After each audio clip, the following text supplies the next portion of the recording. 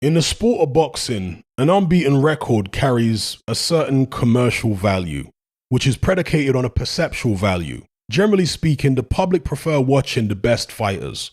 And if a fighter has an unbeaten record, it becomes easier to convince people that he is the best.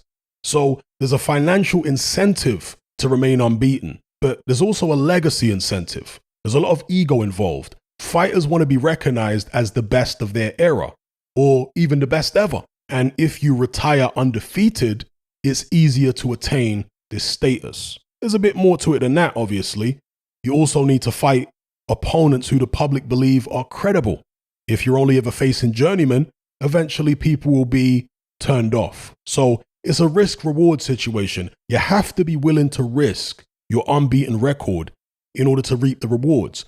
The problem is, boxing is a numbers game. No matter how good you are, if you take on all the best fighters in your division year in, year out for long enough, eventually someone's going to beat you. Virtually all of the undefeated professionals took losses in the amateurs. This is because amateur boxing has a tournament-based system where the best are forced to face the best in local, regional, and international competitions on a yearly basis. So if you have trouble with southpaws, well, that's tough luck because your opponent in the quarterfinals is a southpaw. If you struggle with movers, your opponent in the semifinals is a mover. If you hate facing punchers, your opponent in the final hits like George Foreman. So there's no escape. You can't pick and choose your opposition. In the pros, however, it's a little bit different. It isn't tournament-based, and there are 4 world champions per division rather than just 1. And the champions are under no obligation to face each other. However, if let's say you've got 3 of the 4 belts, then you probably had to fight at least one of the best fighters in order to get them. Furthermore, all 3 sanctioning bodies will impose mandatories upon you. So you're going to be forced to face top contenders on a regular basis, whether you like it or not. But if you've only got 1 of the belts and a cozy relationship with your sanctioning body, you can often get away with fighting twice a year against hand-picked opposition, only facing mandatories once every 12 to 18 months. The less belts you have, the easier it becomes to maintain an unbeaten record. However, in some instances, the public are going to lose patience with you. They're going to demand that you face the other champion in order to maintain your credibility. How do you solve this problem? Well, you could just fight him, of course, but what if he has a style that you or your team think is really difficult for you? You might lose and end up in a worse position than where you started. So how do you avoid fighting this guy without losing public support? Well, the first thing you need to do is create smoke screens. Make unrealistic commercial demands. Price yourself out, all while acting tough and aggressive on social media to give the public the impression that you want the fight and that it's actually him who's avoiding it. Stop me when this sounds familiar. You should also constantly trash him and all his opponents. No matter how good he or his opponents actually are, you have to convince the impressionable public that they're all rubbish. Therefore, if he loses to any of these rubbish opponents, you'll be vindicated in calling him a hype job from day one. There's an old adage in boxing, you're only as good as your last fight. This speaks to the fact that boxing fans tend to have short memories. When you lose, all your victories are forgotten. This is something you can take advantage of with regards to your rival. It's just a matter of waiting. At the end of the day, he's got 3 belts and you've only got 1. Therefore, he's going to be facing tough opposition in the form of mandatories more regularly than you. So he'll probably lose before you do. And even if he doesn't lose, there's a good chance he'll take damage in some of these fights. He might deteriorate, especially if he's older than you, at which point you might decide it's safe enough to fight him.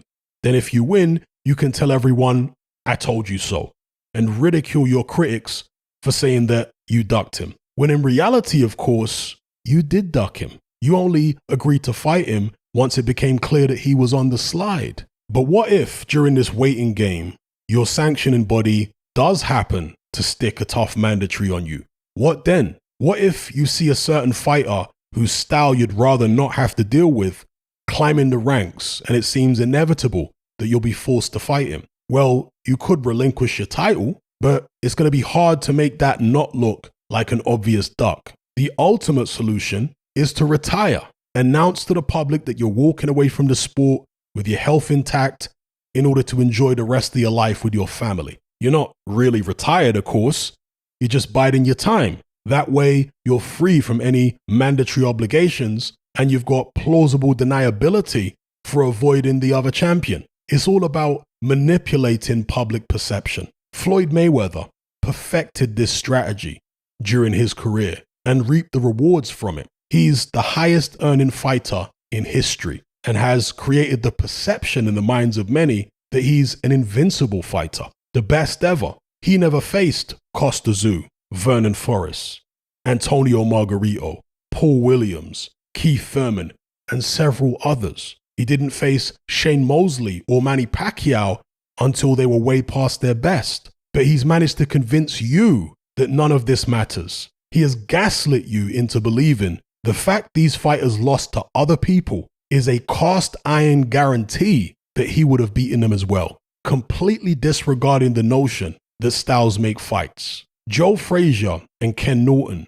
beat Muhammad Ali in the early 1970s, but both were subsequently wiped out in 2 rounds by George Foreman. Muhammad Ali, against all odds and seemingly all logic, went on to defeat George Foreman in 1974. Boxing is rock, paper, scissors. It's chess. It's not checkers. Imagine if Muhammad Ali had employed the Mayweather method. Rather than fighting Frazier and Norton, he keeps his unbeaten record and comes up with excuses to avoid them. He lets George Foreman do all the dirty work and clean up the division before challenging Foreman and beating him in Zaire before retiring for good. If that alternative scenario had unfolded, few people today would believe that Joe Frazier or Ken Norton could have beaten Muhammad Ali. Seeing is believing. Many people struggle to conceive that something is even possible until it happens right before their eyes.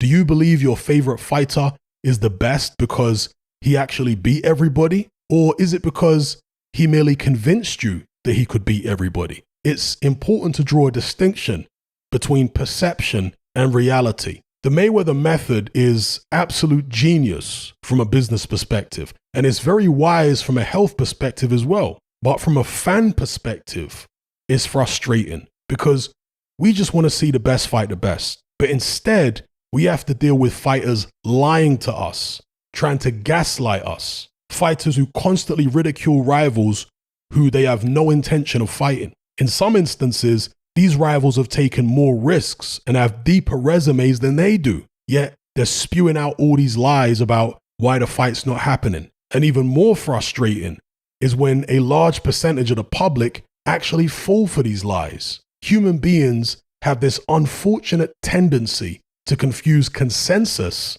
with actual truth. This is a human weakness which is often taken advantage of by manipulative people who have a good understanding of human psychology in all walks of life. In boxing, well, it doesn't take a genius to figure out who this applies to.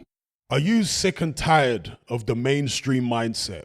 Does the dogmatic conformity and pathological ignorance have you tearing your hair out in frustration? Then don't be alone. Come and join our brotherhood on Patreon. We stand as a beacon of reason against an army of insanity.